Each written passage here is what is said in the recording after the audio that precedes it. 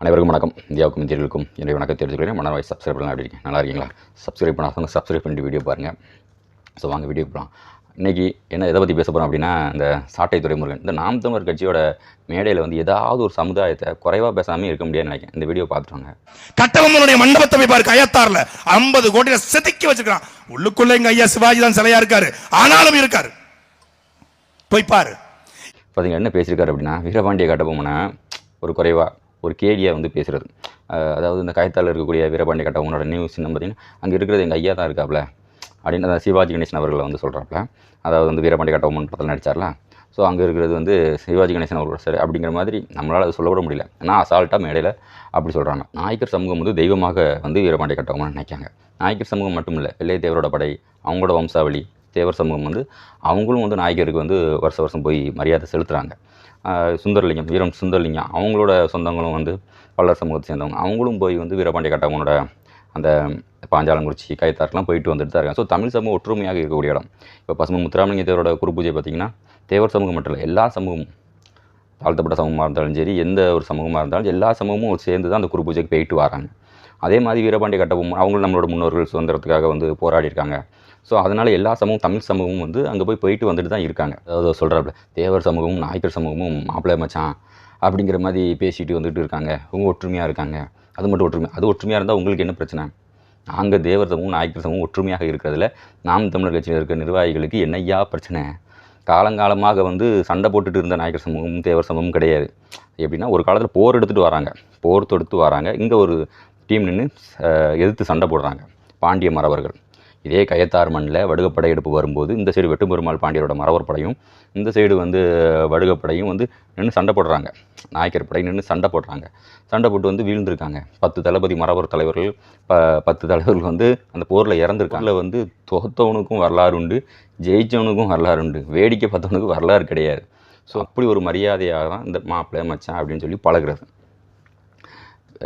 அதாவது பிறகு பார்த்திங்கன்னா இன்னொன்று என்னென்னா, 1 to 1 நின்று சண்டை போட்டிருக்காங்க. விஸ்வநாத நாயக்கர்கிட்ட பாண்டிய மறவர்கள் 1 to 1 நின்று சண்டை போட்டிருக்காங்க.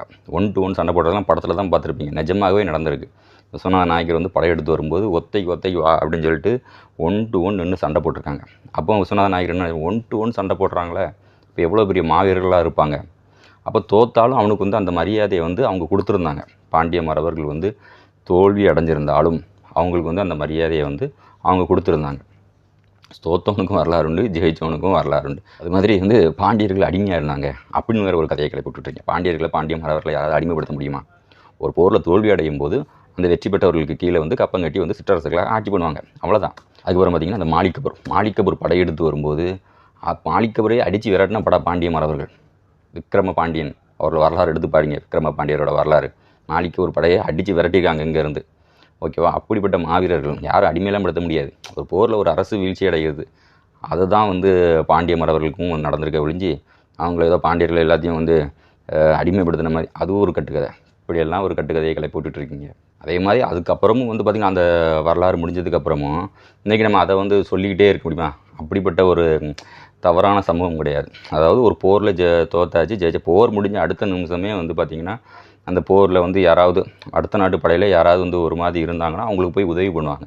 அதுதான் போர் வழக்கம். போர் முடிஞ்சிட்டு அப்படின்னா முடிஞ்சது, அவ்வளோதான்.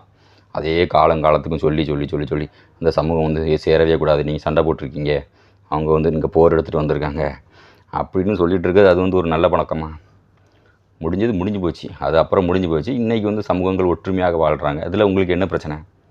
பாண்டியர் சமூகம், பாண்டிய மறவர்களும் நாயக்கர்களும் ஒற்றுமையாக இருக்கிறதுல உங்களுக்கு என்ன பிரச்சனை? காலங்காலமாக ஒற்றுமையாக தான் இருப்போம், இன்னும் ஒற்றுமையாக தான் இருப்போம். நாயக்கர்களுக்கு ஒரு பிரச்சனைனா தேவர் சமூகம் குரல் கொடுக்க தான் செய்யும். நாயக்கர்களுக்கு மட்டும் இல்லை, எந்த சமூகத்துக்கு ஒரு பிரச்சனைனாலும் தேவர் சமூகம் குரல் கொடுக்க தான் செய்யும். அதே மாதிரி தேவமாருக்கு ஒரு பிரச்சனைனாலும் யாராவது குரல் கொடுக்கணும்ல. தேவர் சமூகத்துக்கு ஒரு பிரச்சனைனாலும் எல்லோரும் குரல் கொடுக்கணும். அது யாரும் கொடுக்கணும். தேவர் சமூகத்தோட வரலாறு பாதிக்கப்படும் போது எல்லோரும் குரல் கொடுக்காங்களா அப்படிங்கிறது தெரியல. அதை தேவர் சமூகத்தை எல்லாருமே கார்னர் பண்ணுவாங்க. பட் ஆனால் எந்த சமூகத்துக்கு பிரச்சனைனாலும் தேவர் சமூகம் குரல் கொடுக்கும். நன்றி உறவுகளை. மீண்டும் ஒரு காணொலியில் உங்களை நான் சந்திக்கிறேன். சந்தன பாண்டியன். ஜெய்ஹிந்த்.